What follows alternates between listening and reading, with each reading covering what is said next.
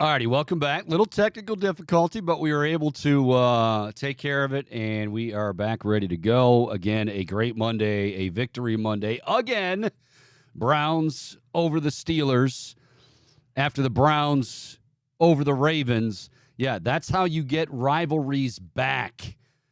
That's how you get rivalries back. And it just so happens this happens to be a big rivalry week, and yeah, that's kind of why I love sports. By the way, good weekend all the way around.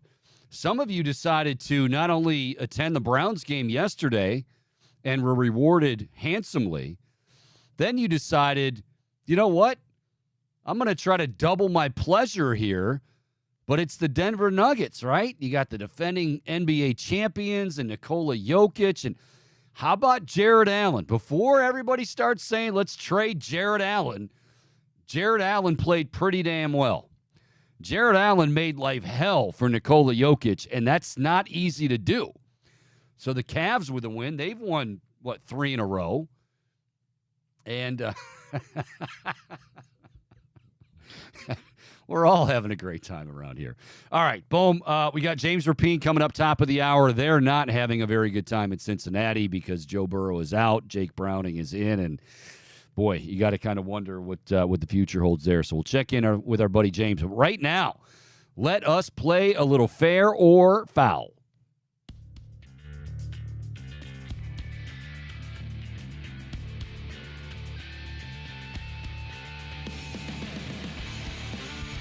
Good afternoon, Chico. Good afternoon, Boom. Was that a new voice that you're trying out there, buddy? I don't know. I was just saying what I'm feeling. So, Bobby, Boom. I'll be honest here. I was a little surprised. I think I called you Bobby. I'm a little surprised because when I mentioned Tommy DeVito and the Giants and how that's actually a bad win. I was totally expecting it. It was like right in your wheelhouse. Bagul. Yeah, exactly. I mean, yeah, you're right. I missed that. Blown opportunity there. Aren't those? Well, you were getting some technical stuff taken care of. That's okay. But, honestly, remember when we had those issues? I remember having to argue with fans about whether it was good or bad to win or lose as it related to your draft stock. Like, well, it's never good to lose. Come on. Well, it is good to lose if it's going to raise your draft stock. That's what the Giants are arguing about today. We've had those years. Now, 7-3, coming off wins over the Ravens and Steelers. Let's get it on. But yeah, Tommy DeVito. I mean, if that doesn't scream Sopranos, Jersey, Giants, New York style pizza, I don't know what does. Tommy DeVito and the Giants. Yeah, a lot of Giants fans throughout the past few weeks with a lot of, what are we doing here? All right. Well, Chico, you mentioned Jimmy Johnson, so I want to start there. And I have a little sound for you. This was Jerry Jones making the announcement. So take a listen to this. I will say this, it was magical the time we had together. And I want you to know something. On December the 30th of 1923, you're going in the Dallas Cowboy Ring of Honor. Yeah! I hope it's 2023. What did I say? 2023. Well, it is 2023. I want to get this real clear. Okay, 3 weeks from now. 4 weeks from now. Okay. Right. Go ahead, Boom. I'm sorry. That's just 1923 is what he said. I love it. Great slip up there. Yeah. Fair or foul, do you think that this was long overdue? Absolutely, positively. And I mean, think about this. The guy's in the Hall of Fame already. Like, not a candidate. He's in the Hall of Fame already. And this is where, when we talk about in sports, when we talk about front offices, we talk about coaches, and we talk about collaboration, the Cowboys are the perfect example of, an owner. We know what Jerry's all about. Like, Jerry's obviously a very successful businessman. He did play football at Arkansas, but he doesn't necessarily know the game as well as guys that he hires to make personnel decisions. But Jerry Jones, like after Jimmy Johnson, think of when he took them over. The Dallas Cowboys were terrible. For those of you that weren't born yet or don't quite remember, when he took over, I think in '89 for the late great Tom Landry, Dallas was terrible. I mean, they could not. It was a clown show. Then all of a sudden, they win Super Bowl 27. They win Super Bowl 28, and those to this day are two of the dominant teams. Like 90, I would say 93 Dallas, 94 Dallas too. But 93 Dallas was, wow. I mean, they were loaded. But then what happened was Jerry Jones is going, wait a minute. How come Jimmy's getting all the credit? Well, because Jimmy's the head coach. You know, that's what you hired him to do. I think Jerry, there's a part of Jerry that probably thought he would be able to, like, outlive it. Like, and then he realized, man, Jimmy's not dying. Well, hell no, he's not dying. He lives every day in a yacht and does his little hits for CBS. He's got the life. But, yeah, long overdue. Good for Jimmy Johnson. Jerry, we're going to, on December 30th, 1923, we're going to get in my time machine.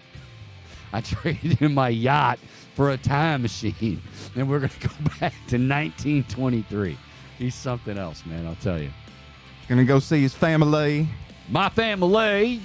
Well, I want to cut to another NFL team now, Chico, because the LA Chargers. Boy, oh boy. Now, I'm assuming you saw that drop pass at the end that would have put them ahead of the Packers. And really, there's been a lot of questions about head coach Brandon Staley calling the defense, right? So I want you to hear this clip from his post-game press conference because he was getting a little chirpy with the media member. Okay. Take a listen. We got to bring this group together and do it consistently, okay? And that's where it's at. So you can stop asking that question, okay? I'm going to be calling the defenses, okay? So we're clear. So you don't have to ask that again. Somebody's a little sensitive. Fair or foul. He needs to be asked every press conference if he's going to still be calling the defenses. Fair. I mean, here, bottom line is he's gone after this year. Unless the Chargers go on some incredible run, he's gone. I mean, they have been a monster disappointment. But here's the thing. We keep saying it's not just this year. It's been happening even before he got there. But, like, he hasn't done anything to help it. And I think what people in the media and the fans are getting at, like, the blame goes all around. Justin Herbert can be better. Yes, he's had some drop passes, but, yes, he's also not made some key throws in key moments. So the blame goes all around. But here's Brandon Staley. Here's at the core of what everybody's upset about. Brandon Staley's known as a defensive coach. And one of his goals going into this season and the team's goals was we're going to prevent explosive plays. We're going to be, they should be. Think about their talent. Think about, Joey Bosa, who went out with an injury, Derwin James. Isn't Khalil Mack now there? Yeah, I mean, they've got a lot of talent. They're spending, I think they're the third most expensive defense in the NFL, yet look up their rankings. I think they're like 24th in the league. Last year, they were like 26th in the league. Bro, you're going to keep getting questions about, are you going to continue to call the plays on defense because you have all this talent, you spent money on all this talent, yet the numbers and the results are not lining up. So, yeah, Brandon Staley, it sucks, but you got to stand there and take it. You've got to answer those questions. Yeah, Chico. Unfortunately, I feel like when you handle it that way, you're almost asking for a little something in return. That's a guy that knows his ass is probably out of there at the end of the year. Well, Chico, the Steelers are in a little bit of an interesting situation right now because it feels like, and I thought Nathan Zagura said it and encapsulated it better than anyone could have at the end of that game. Crush on Zagura? It's okay. He's very talented. I thought it was a great expression at the end of the game when he said the Browns out-Steelers the Steelers in that game. True. I thought it was extremely apropos. But with that said, it seems like a lot of frustration oozing out of the Steeler confines. You got on one hand guys like Najee Harris saying, like, talking about acknowledging how they have a good record, but not being sure of how long that can last with the way that they're playing, and dropping some profanity. So for the sanctity of the show, I won't play it. No, he was referring specifically to the offense, right? Yeah. Okay. And then you got Deontay Johnson on a tweet from someone who's trying to analyze a play where Deontay's running a route. He quote tweeted it and said, "Ran the route I was supposed to, sir. Just saying. Anything for likes. SMH." Deontay Johnson, I think, had 2 catches for 10 yards yesterday. Something like that. With that said, Chico, fair or foul, it feels like that Steelers locker room is slowly starting to crumble. Well, okay. This is what happens when you have a great defense, and the Browns, and this is where Kevin Stefanski needs to be commended, because sometimes when an offense struggles and your defense is playing at an elite level, you'll get some of that back and forth. That's not happening with the Browns. It hasn't really happened with the Steelers because, well, they've been able to win games, right? But now all of a sudden you start losing games in a very important game for them. Yesterday was a very, very important game for both the Browns and the Steelers. So I think right now there's still that Matt Canada question hanging over their heads. And my guess is some players are okay with Matt Canada and some players despise Matt Canada. But I think what it comes down to now is Kenny Pickett's not very good. I mean, he can't make all those throws. He's not making all those throws. Deontay Johnson is a very good wide receiver. Now, let's be truthful. They're going up against the best defense in the league, arguably, with the Browns, and one corner in particular who's playing at an all-pro level, all-time all-pro level in Denzel Ward. But, yeah, I think that locker room's starting to crumble. It won't entirely because that's why you have Mike Tomlin. But offensively, this is what happens when you struggle like that, and it comes down to those offensive struggles in a loss. All right, Chico. Well, I want to shift gears to the college game for one last question now. Bo Nix has really, to me, emerged as I suppose, and I hate to admit it, the front runner for this Heisman. Now, Jaden Daniels throwing, 6 touchdowns on Saturday. Certainly a case could be made for him, but Bo Nix has 35 touchdowns and 2 interceptions on almost 3,600 yards passing. Yeah. Fair or foul, at this point, Chico, that their final game of the season is basically going to make or break who wins this Heisman. You're saying the Pac-12 championship? Yeah. Oh, yeah. I think it could very well happen. I would love to have this come down to Marvin Harrison. And by the way, Marvin Harrison isn't out of it. Marvin Harrison, if he it goes without saying, he's going to have a huge game. Not a good game. He's going to have a huge game because, fair or unfair, he's a wide receiver. It's a quarterback-driven sport. It's a quarterback-driven award, and we can cry about it being foul and, not right, but I'm with you. I think Bo Nix right now, I think Penix, I know his numbers were terrible. Washington was playing in a driving rainstorm in Corvallis. By the way, that was a hell of a game. A hell of a game. I watched that Saturday night. Yeah, I think it's fair. Bo Nix, if Bo Nix is able to play the way he's played of late in the Pac-12 championship game, he may have wrapped it up. But again, don't count out Marv just yet, because let's say Marv all of a sudden comes up with a 12 receptions for 208 yards and 3 scores, and oh my, now. And again, he's cooking a Michigan defense that's played pretty well, very well this season. He's in that discussion and should be in that discussion. And I feel like it's just accepted mostly as fact around the college football landscape that Marv is the best player in college football. But that doesn't necessarily make him the most deserving of the Heisman. And that's where things get dicey. Yeah, and I guess what it comes down to, and we're going to get to James Rapine here in just a moment, but I guess what it comes down to, and I said this before, fair or not, it's just like in NFL MVP, right? Could you make a case for Tyreek Hill being the most dominant player in the game? 100%. Yeah, I mean, he might be the first to get 2,000 yards, but if you're not a quarterback, you got one arm tied behind your back. That's just the way it is. Marvin Harrison, you can make a case he missed some games because he was injured. Brock Bowers is one of the best all-around players in football, but he's a tight end. So the position, fair or unfair, does determine your chances or does help or hurt your chances as far as winning a Heisman Trophy. All right, that's going to do it for Fair or Foul. Good job, Bohm. Good job. Well, we talk about quarterbacks going down right and left in the NFL. We talk about the quarterback position. We just did, telling you how important it is. The Browns having to deal with it, some of it on their own. Wednesday, of course, they got the news on Deshaun Watson. Thursday, we all tune in for the Ravens and the Cincinnati Bengals. And James Rapine joining us to talk a little Bengals here on the Chico Borman Show on the Big Play Sports Network. He, of course, is with the Locked On Bengals podcast, Inside the Bengals, and, of course, he's got a new book out as well. James, take me back to the let's circle back to the photo or the video that's coming out of, wait a minute, did the Bengals hide the injury to Joe Burrow? Was he wearing a brace on that wrist and nobody saw it? Or was that something that just happened during the game? Or had that been bothering him for a little bit?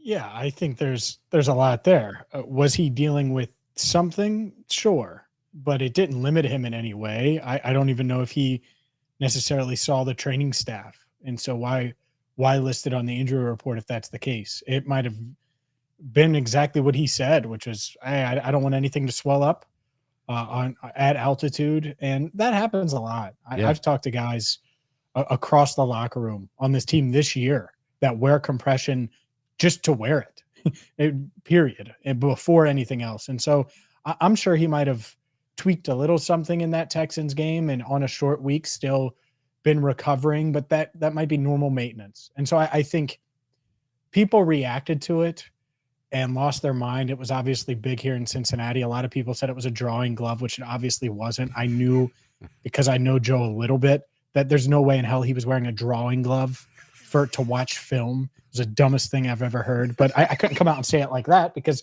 maybe he was wearing a drawing glove. It wasn't. It was a compression sleeve, as we know now. But it's coincidental. He wasn't dealing with any kind of wrist injury. You saw the throws he was making in that game. Yeah, a rocket to Tyler Boyd over the middle, the throw to Tanner Hudson on third and 4, really nice out and up. And then, they go and score. They take the lead, and then that's when obviously it happened and he couldn't grip the ball. So I think it's coincidental. I get why the NFL is looking into it, but I don't think that anything's going to come of it. That shot of him on the sideline, and again, I don't care who your allegiance is to, Browns fan, Steelers, Bengals, whatever. I mean, to see him go down like that, I mean, he's a tough customer, as you know. To see him just go down like that and just, I can't even grip it, I can't even throw it. I mean, you pretty much, I think all Bengals fans thought at that moment, yeah, okay, there go our chances. Now, are they kind of rallying around, we'll be okay, or are they saying that when they really don't believe that? Like, what's the mood? Not necessarily in the locker room, but just kind of with fans right now. Oh, well, fans certainly know what it was like before Joe Burrow and what it could potentially be like without Joe Burrow now. So they're not holding out much hope then that they make it. No, I think that they're going to there's been a lot of debate or discourse, whatever, about do you want to win? Do you not want to win? Are you going to root for the team? Are you going to go to the games? Like all of that. Like fans are going through it right now. Right. I get it. I totally do. I mean, because even if they are competitive and they do make a run, let's say they win 4 out of 7 and sneak into the playoffs, which, again, that's probably wishful thinking, but they're not winning the Super Bowl. And that's where we were to start this season. That's where expectations were. And anytime you have Joe Burrow, whether you have to go on the road or you're playing at home in the playoffs, I think people here feel pretty darn good about it because he had 5 playoff wins in 2 seasons, including 3 of them on the road. So there's a lot of belief in him. And so to not have him, I think the guys in the locker room, the coaching staff, they're coaching and playing for a lot. So they're still going to play really hard. I just wonder if they can overcome not having Burrow. It's a lot. It's a lot to overcome, and we'll start to see on Sunday. How does this offense change? And I know it's obvious he's not Joe Burrow, but still, it is nice. If you're going to be Jake Browning And I know everybody, if you're Jake Browning, everybody's like, oh, this is great. You know, we don't have a prayer with this guy. But he is throwing the likes of Jamar Chase, eventually, hopefully, T. Higgins, and Joe Mixon. While the running game has been suspect at times, he actually had a good week, good night that night. He's got some guys around him, but describe what his limitations are, how the playbook changes. Like, what do you think we see with Jake Browning at the helm? Well, I think the thing that they're going to miss the most is the ability to turn nothing, a bad play call, into something. And Burrow has done that so often, whether it's mid-play, whether it's pre-play. He's just so smart at recognizing what the defense is trying to do and get them into the right call. And Jake Browning, I'm not saying he's not intelligent. I just think the drop-off from Burrow to literally any quarterback in the league, including Mahomes, there's a drop-off there from a mental aspect of it. I don't think anyone, now that Brady's retired, is on Burrow's level.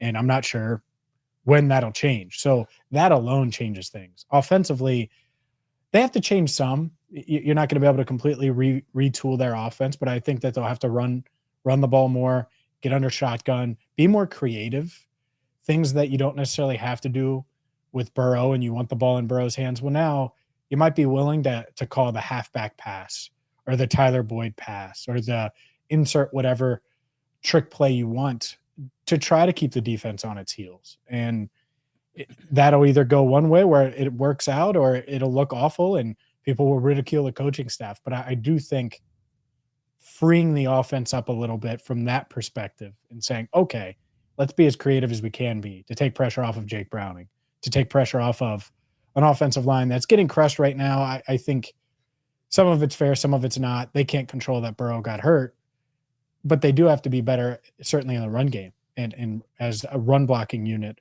because Joe Mixon is going to get a ton of carries. I think he's had an up and down year so far. Chase Brown, the rookie, they activated him today. I think he'll be a big part of their offense moving forward as well.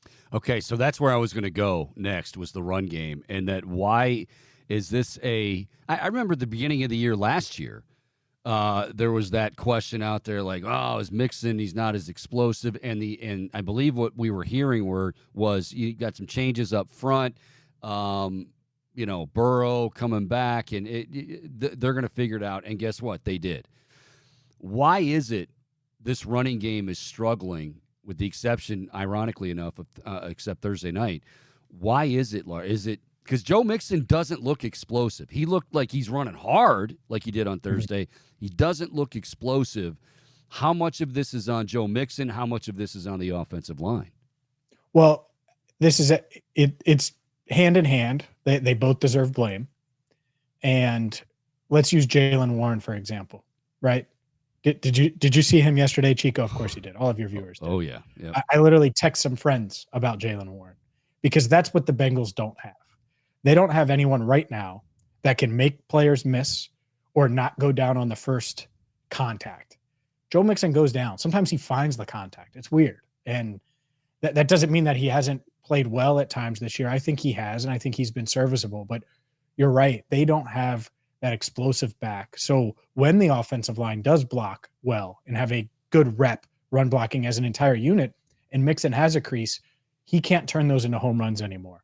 They may be singles and doubles, which you can take a lot of the time, but then it goes to the offensive line where they're not run blocking effectively down in, down out, and it's certainly not reliable. So when that's inconsistent, and when you have a running back who isn't going to hit home runs here and there, and it's going to be more singles and doubles, it makes it much tougher to lean on the run, especially when Joe Burrow's your quarterback and he could throw it to Jamar Chase. So I think that's why they haven't ran it as much as they want to, because they didn't get enough out of the run game. Now they need to find ways to get more out of the run game. And not that they haven't explored that before, but maybe it is Chase Brown, a fifth-round rookie out of Illinois. He hasn't had many attempts this year. He's coming off of a hamstring injury. He will practice this week. He's been on injured reserve for the past 4 games. So maybe he'll play. Maybe that's the key to unlocking it a little bit and getting a little more explosion. Because Mixon, you're right. He's running hard. The effort is there. He might not be what he once was, but he can still be effective.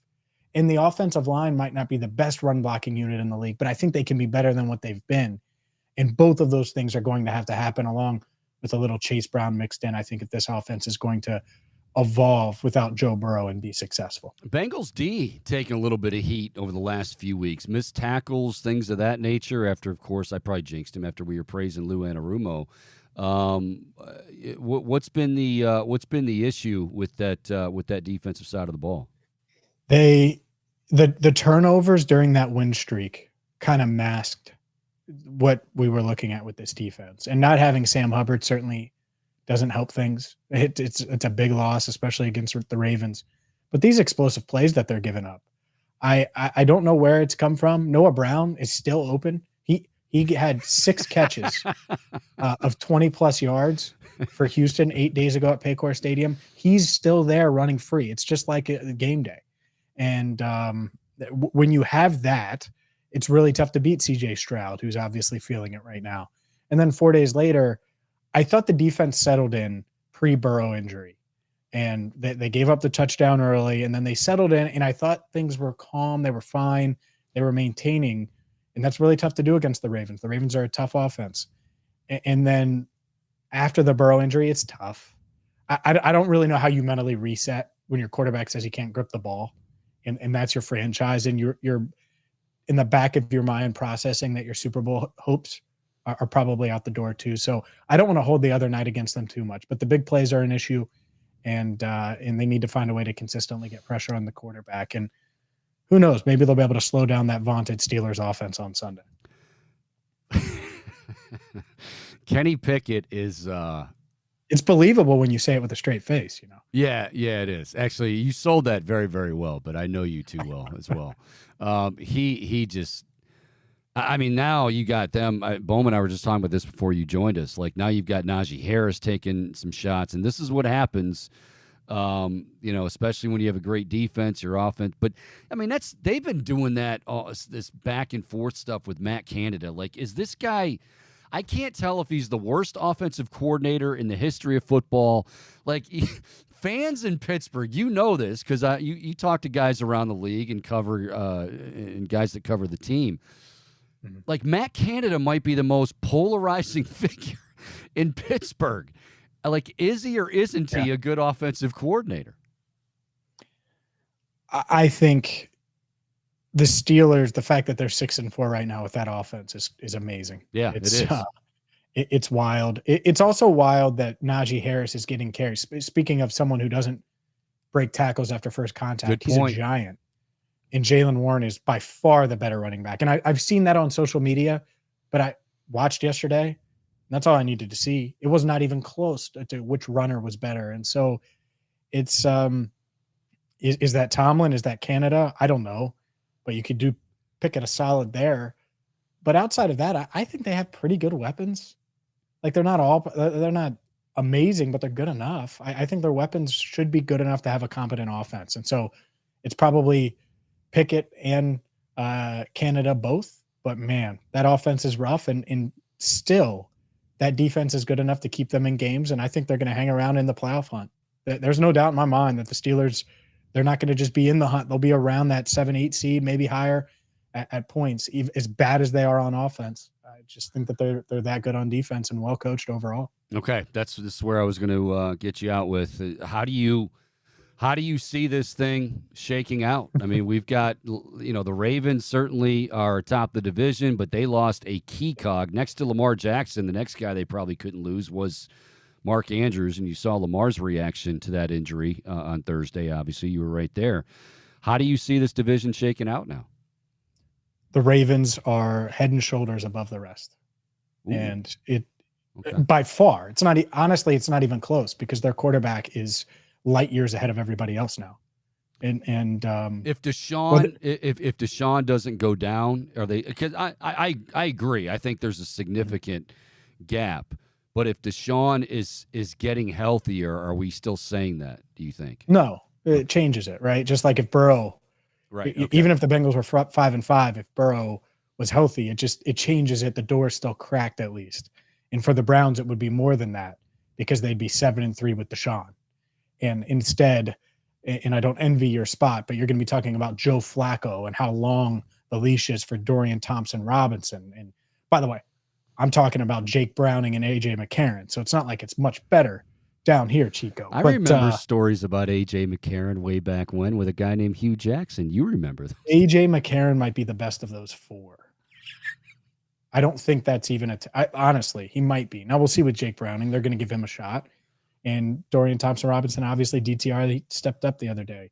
And we'll see how long his leash is, like I said. But Lamar Jackson is a different beast. And as long as he can stay healthy, even without Mark Andrews, and they have some good tight ends behind Andrews, I think they'll be okay. That Ravens team, they're a force. Now, they're the third best defense in the division, is at least third-ish. I mean, they're not one of the top two defenses. That's Pittsburgh and Cleveland, or Cleveland and Pittsburgh, to put them in the right order. So it's not like the Baltimore Ravens are head and shoulders at every spot above these teams. But I do think from a quarterback standpoint, and that's what you got to default to, especially in the playoffs, even with Lamar's record, I think that I would give him the edge and give the Ravens the edge in any of these matchups, which obviously the AFC North might face each other in the postseason. How concerned are you as we close this out?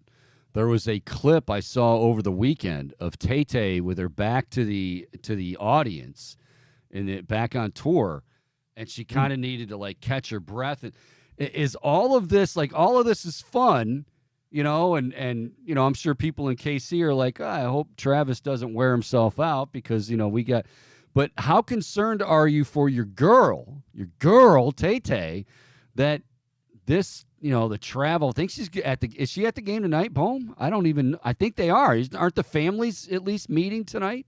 It's a big. I think that might be the case. Okay. Taylor Swift is a huge Eagles fan, but That's this is my message to Taylor.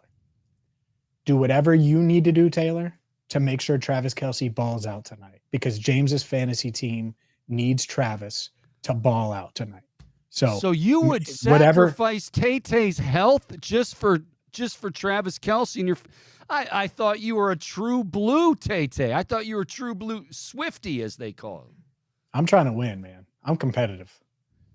Spoiler. You know me firsthand. I'm competitive. I want to win this stupid fantasy league, not because of the winnings, because of bragging. I want to win it. Yeah. So it's a big matchup. Trying to win. You got In Taylor's defense, though, the conditions down there in Brazil were absolutely brutal. 117 degrees, I heard. Yeah, that's going to be tough for anyone to perform in.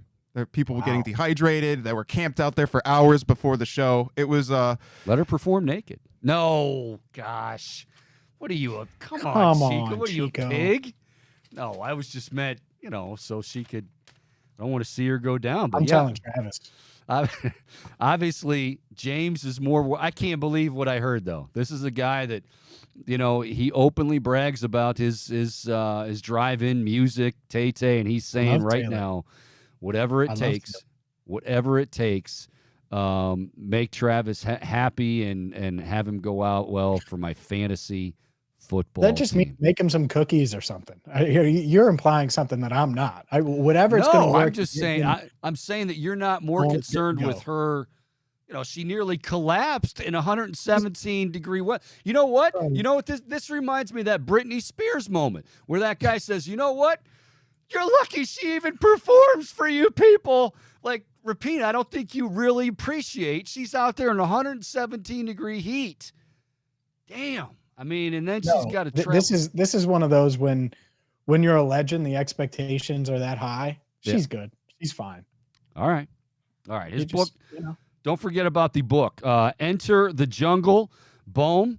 I may or may not have bought you a copy for Christmas because look at all things Taylor Swift. Because there's got to be a little Taylor Swift section in there, I'm guessing.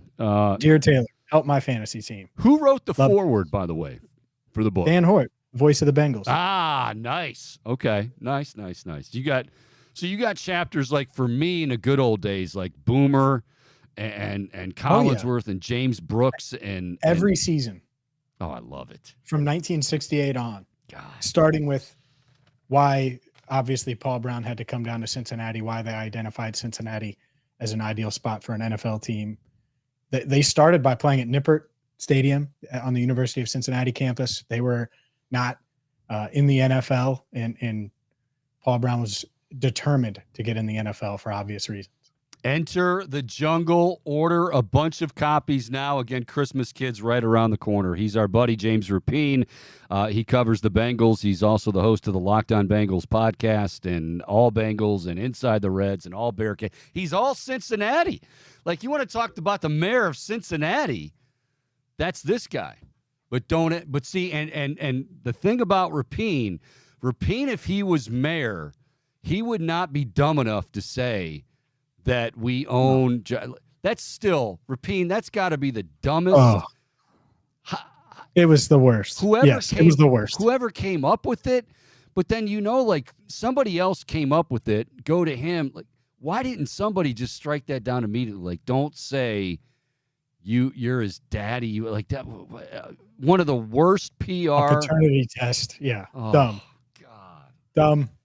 You wouldn't have to worry about that with Rapine, ladies and gentlemen. I guarantee you Joe wasn't amused by that either. No, of course not. Of course not. And not because he's like afraid of the Chiefs, just because he'd be like, why? Didn't Trav call him a jabroni? Trav called the guy a jabroni. He did. Gotta love that. He did. Gotta love that. James Rapine, always fun, buddy. We'll do it again soon and try to get by there with Jake Browning. We'll see how it all shakes out. Thanks, pal. Sounds good. Appreciate you, Chico. All right. James Rapine, again, love him. Spent years working with him at the Fan, always fun, and now enjoying success down at I-71 in Cincy, covering the Bengals. Yeah, that was, you could just see, that was tough. And even though, like, because I don't know about this. Like, I'm not on Twitter enough. I don't spend a lot of time on Twitter, and I try not to go down those rabbit holes of, like, the fan bases going at each other. I could never do. I would, but I know that some Browns fans were saying Bengals fans were making fun of the Browns for when Watson went out. And they're like, oh, that's karma, for all this stuff. And then all of a sudden Burrow goes down and the Browns fans are yelling back, well, that's karma for you guys. But we'll talk about this when we come back. What's up is down. What's down is up in the AFC. I mean, it's one thing for a few weeks, like we had that. But really, like, who are the contenders? Who are the pretenders when it comes to the AFC? Not just the North, obviously all around the league. We'll talk about it when we come back. It's the Chico Borman Show. More to come. Victory Monday, baby. Enjoy it. Your Brownies are 7-3 after a 13-10 victory over the Pittsburgh Steelers. More to come right here on the Big Play Sports Network.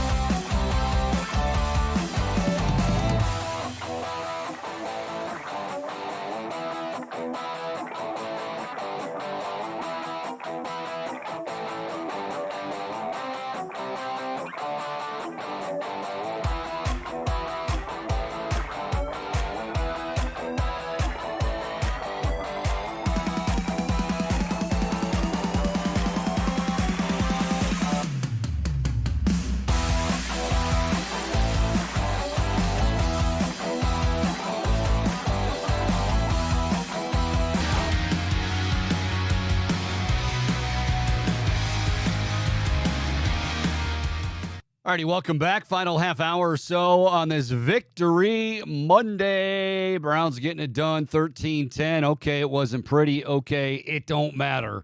They knocked off the Ravens. They knocked off the Steelers. They're sitting pretty at 7-3 right now. And I don't think anything. Yeah, Kansas City's won, right? I mean, if it ended today, I know I'm obviously preface it with that, but Kansas City's won, Baltimore 2. The Browns will be 3. They would be the 3rd seed. Not like 3rd in the AFC North. I mean 3rd. There's still a lot of football to be played. But this thing has gotten crazy to the point where we don't know. You know, take the AFC East, for instance. Now, again, injuries. We were just talking about Joe Burrow's injury with Rapine. We've seen it here with Deshaun Watson and Aaron Rodgers with the Jets, 4 plays, whatever it was, into his tenure in New York, and he goes down. But, like, the Buffalo Bills, they look good, but I guess from what I can understand from Bills fans, this is nuts. So Ken Dorsey, by the way, who was the quarterback of the Miami Hurricanes that lost in the 2002 National Championship. Sorry. Ken Dorsey was fired as OC of the Bills. And if you watched that game last night, Ty Johnson had took a swing pass and had a touchdown. Also, James Cook had a touchdown catching a pass out of the backfield. Then they had a long one that Shakur, I think is his name, who had like an 80-yard, but, I mean, did a lot of, yak, as they say. But I was reading, somebody in Buffalo said, yeah, really the subtle change or not so subtle change is added motion before plays. Like motion, making it harder on the defense to match up with guys. Like, is that really, like, it can't just be that. And it's not just that, but why getting the running backs involved in the passing game? I mean, hell, if you're not going to run them, which Buffalo's like allergic to running their running backs. They have Latavius Murray. James Cook, I think, is very good. Now, I realize he's 195. He's not his brother, Dalvin, who's like 230, so he's not necessarily your bell cow type back. But Buffalo, even though they trounced the Jets are terrible. Like, the Jets offensively, and I'm just reading now, they benched Zach Wilson and are going to start Tim Boyle at quarterback on Friday against the Dolphins. I said Friday against the Dolphins because there is a 3 o'clock game the day after Thanksgiving on Black Friday. Zach Wilson, though, you get benched for Tim Boyle. But, I mean, think about it. The AFC East is supposed to be this juggernaut. The Dolphins are very good, but does anybody really buy into the Miami Dolphins going deep and winning the AFC, representing the AFC in the Super Bowl? I don't. You look at their record against winning teams, they haven't really proven that.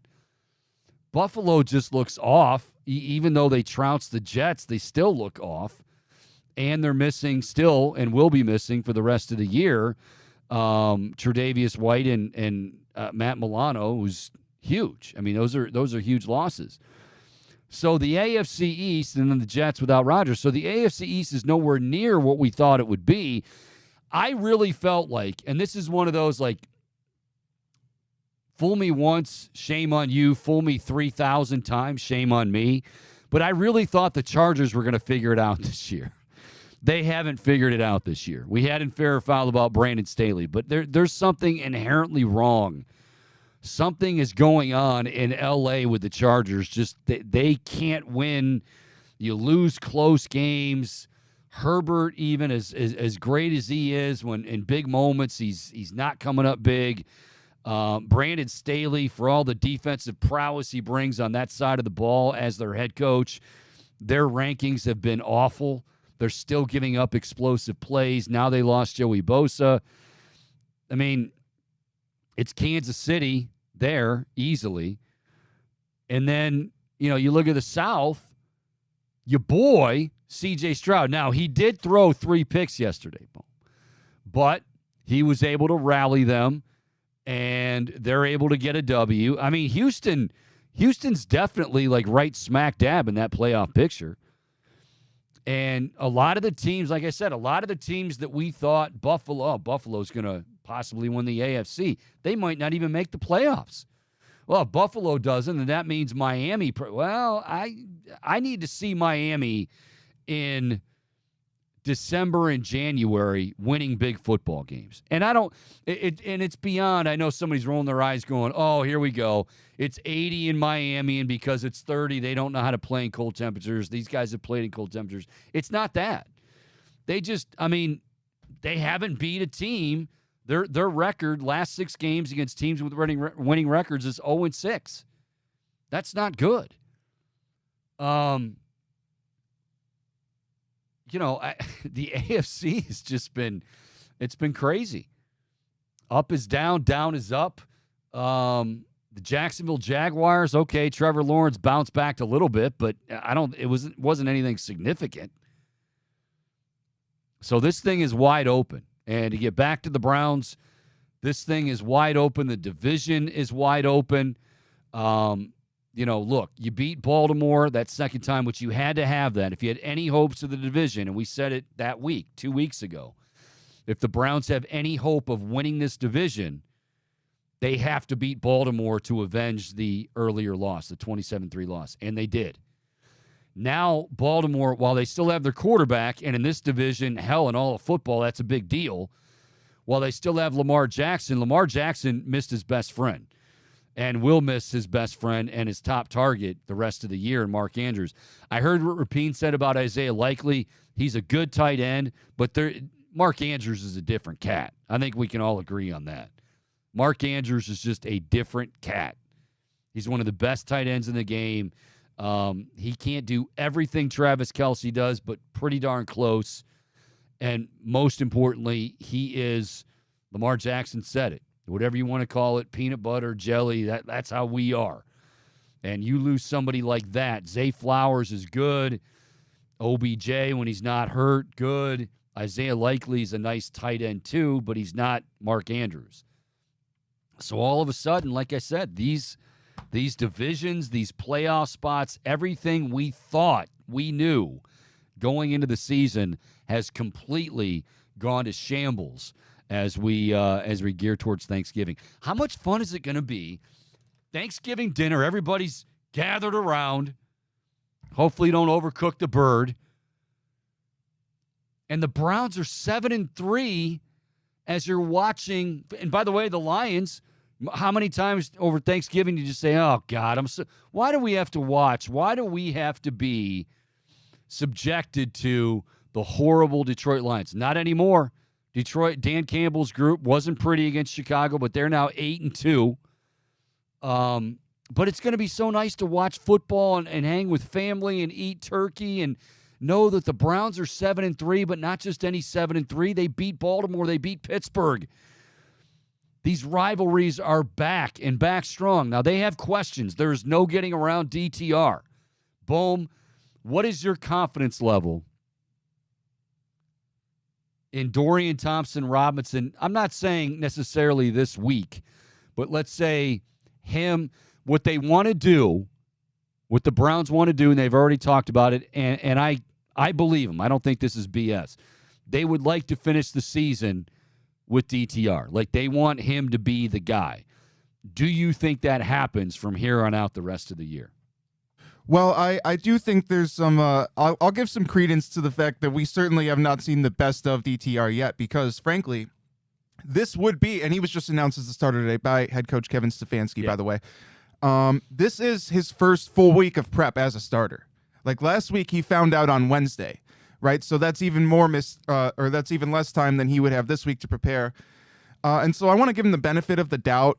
Well, Wednesday, I will say this, though. Wednesday is the first day they get out on the field. He found out Tuesday when he's driving to dinner for his birthday, actually. Okay, so you missed the whole day Tuesday. You missed the whole day Monday of maybe preparing how you might prepare typically on a Monday or Tuesday. Because I know Kevin Stefanski did say in the locker room last week after that win against Baltimore that they weren't having any days off, that he wanted everyone back in the facility on Monday. I think Monday and Tuesday he's still preparing as where it really matters is Wednesday. I mean, to your point, yes. I mean, he gets the nod now. He gets all the reps. I want to see him do it. Now, I didn't think, by the way, Joe Flacco signing, I know a lot of people thought he would just be inserted right in. He's still got to learn stuff. Like, I think this always cracks me up. Like, I mean, the dude doesn't just drop in at Hopkins International, take a ride over to Berea, and, like, 3 days later, like, yeah, dude, I got the playbook. We're good. No, it doesn't work that way. So, at the very least, you knew Flacco wasn't going to be starting this week. But I believe the Browns. Like, I don't think this is coach speak or organizational speak, or because you want to tread very lightly with Dorian Thompson-Robinson. You don't want to say, well, he hasn't. We don't know if he's going to be a starter. They want to get behind him. But the reality is, and I said this earlier, the reality with this team is your defense is so good, so great. Your special teams are now complementing that as well. You just can't mess it up on offense. And right now, your focus is just getting into the playoffs, getting in with the highest seed, all that stuff, but just getting into the postseason. Can DTR continue to get better week in, week out? We'll see. I mean, the schedule, when you look at the schedule, I mean, Denver is a much better team than we thought they were a month ago. But they've got Jacksonville. Chicago's terrible. The Jets are a mess. The Rams, Houston's going to be tough, and that's on the road. CJ's going to be at home. And then Cincinnati, of course. But Cincinnati, as we all know now, without Joe Burrow. So I think the schedule's favorable. They're at 7-3, and realistically, if you want to go with the 10 as the magic number, can they get 3 wins out of the next 1, 2, 3, 4, 5, 7 games? I mean, why not? They can get 3 wins. And hell, get 4 or 5. I'm not saying just get 3 and be happy, but, the schedule's favorable. But I want to see DTR on the road this week. I want to see how DTR does. That's a pretty good defense. Who's their defensive coordinator, by the way, in Denver? I want to say it. I got to look this up. Hang on a second. Because I thought I heard somebody, I hope I was defensive coordinator. All right, their defensive coordinator, Vance Joseph. Okay, somebody was trying to tell me it was Brian Flores. I'm like, it's not Brian Flores. He's with the Jets, isn't he? Maybe. I think he was. I don't know. It doesn't matter. But anyway, Vance Joseph, very good defensive coordinator. And, yeah, they're going to have some things readied up. How much, and what I'm curious to see, I think what we're all curious to see, how much Brian Flores, by the way, defensive coordinator for the Minnesota Vikings. Minnesota Vikings, okay. By the way, have you seen Kevin O'Connell lately? He looks just like Trevor Bauer. It was fun watching his interactions with Josh Dobbs. You completely just blew away my question, Paul. To me, I don't see it. You didn't even think about it. I did. I was like, oh. No, you didn't. Look at video. Jeez, oh man, Bohm. Look at video. Are you calling them doppelgangers, Chico? Was that what you're doing here? Yes, just so you could say the word just like you and Scott Van Pelt? No, Scott Van Pelt's not that ugly. No, they do. If you watch Kevin O'Connell, watch video of him talking, preferably like with a hat on, you can't tell really, like him and Trevor Bauer. Now, I know that's not a great comparison for some, but they really do look alike. I guess if you told me they were brothers, I could believe that. Yeah, thank you, Bo. But Vance Joseph is defensive coordinator for the Broncos. They're going to have some stuff drummed up for Dorian Thompson-Robinson. Sunday is going to be a huge test because there's going to be film out. There's going to be tendencies out. They're going to be making adjustments. They're going to be trying to, fool him pre-snap, post-snap. All this. Thing about DTR that I think we forget, I mean, I know we've mentioned a few times the 50 starts, UCLA. He's a very, very smart kid. Like, I mean, really, really smart kid. And, like, with UCLA, I mean, his coach has said over and over, and coach is, I should say, like, he gets stuff very quickly.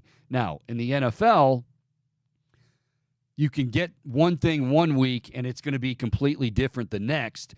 Hell, it can be completely different the next snap, which is the huge difference. But he's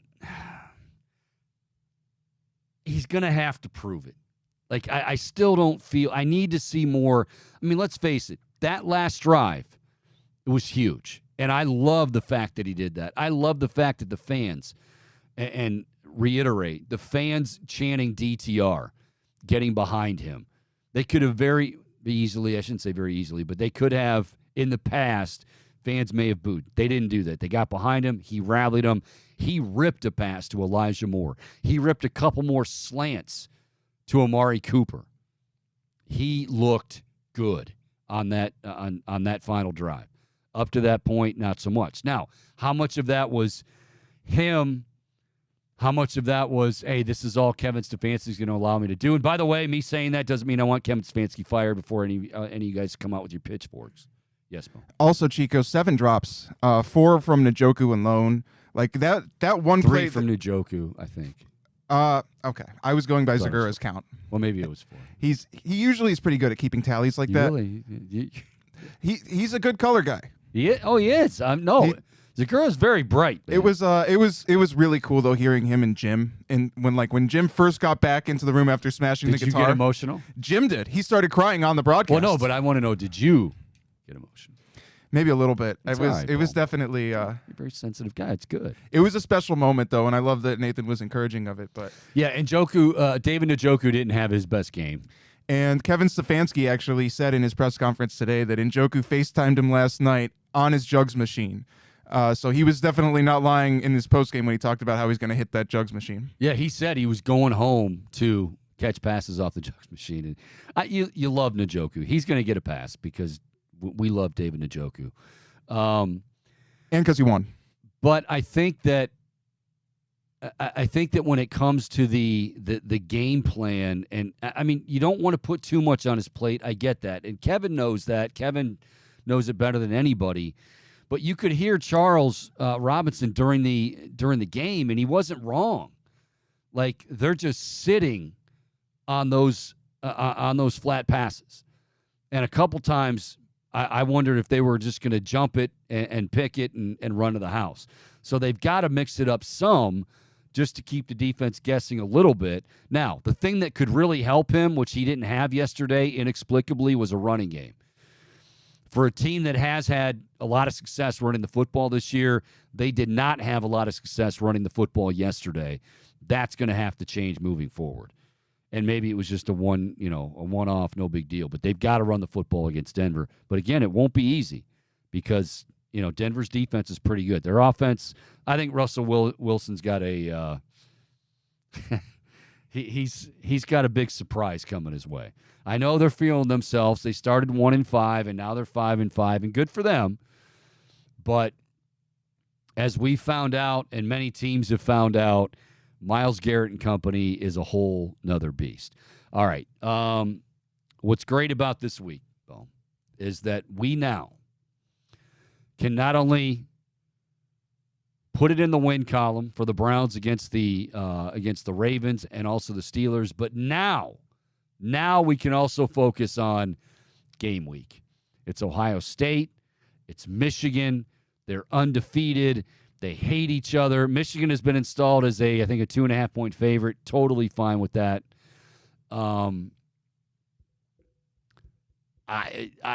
This level of hatred, level of anticipation, I haven't had since I was there. That's what I will say. Well, I shouldn't say that. I mean, 06, obviously. But just all of the ancillary things, all of the ancillary stuff that we're talking about, Jim Harbaugh, the suspension, the cheating scandal, what they knew, what they didn't know, who's now coaching, who's not coaching. It's just, I don't know. There's so many elements to this that when it comes to Bohm, did you order some food? Why, we got food in the building? I don't know. We got somebody. I don't know. Oh, wait, don't. Go ahead. Oh, hold on. Yeah, it's all right. But it is Michigan-Ohio State week, and it's going to be a lot of fun up in Ann Arbor. But I cheated. I feel bad, Bohm, that I cheated this week because I normally wait, and I usually always have to I get antsy around Wednesday or Thursday, but I always hold off until Friday, the night before Ohio State, Michigan. I always end up holding off to watch the rivalry. It's on HBO. Liv Schreiber narrates it. I couldn't help it. Saturday ended for both teams, and then it was officially Michigan week. And I sat down, I watched it, and I'm ready to go. I'm not going to sleep much on Friday night. I absolutely know I'm not going to sleep much on Friday night. At least you weren't stealing signs or anything, Chico. There are worse ways to cheat. Yes, there are worse ways to cheat. I wonder how much, that crew, it'll be Joe Klatt and Gus, right? Yeah, baby. So how much do they... Because by now, so much has been talked about with it, right? So much has been talked about with it. But how much do you... I mean, you can't help but be bringing it up quite a bit. I mean, their head coach is not there for a reason. I think Ryan Day, because one of the things... I heard this yesterday. Somebody said, well, we can talk about the cheating scandal all we want, but really the last 2 years... What really did Ohio State in is Michigan they were more physical. That's true. I would also say that Jim Knowles to me and the defense is the difference right now. We often talk about an offensive coordinator being in a rhythm, right? Calling plays. Jim Knowles is in that rhythm, only he's on the defensive side of the ball. He feels good about all those guys. He feels comfortable. Now they're not as much risk takers as they were a year ago, and they got burned by that. But at the bottom line, at the heart of it all was, well, Michigan was just more physical than Ohio State the last 2 years, which we know eats at every part of Ryan Day. I mean, he hates it. All of that frustration, all of that came out when Lou Holtz made the comments he did. It infuriated Ryan Day. And there's only one way to make that stop. There's only one way to say, all right, well, no mas, it ain't happening anymore. And it's to go out in Ann Arbor and win that game and, assert your will. But all the other stuff on top of it, I mean, the stakes, this is why I say rivalries. This is why we love sports. Sports are great anyway. You can play them. You can cheer on your favorite team. But rivalries, to me, take sports to a whole nother level. And as far as the Browns are concerned, those rivalries are back because the Browns are back. And they're not just back, but they're making crackback blocks on Kyle Van Noy. Yeah, that's how you get the rivalry back. And now with Ohio State, Michigan, you got everything on the line, and all right, let's have at it. And the hateability factor on a scale of 1 to 10 is about a 15 going into this week. So we'll talk much more about that as the week progresses. We're going to talk to Bill Landis on Friday.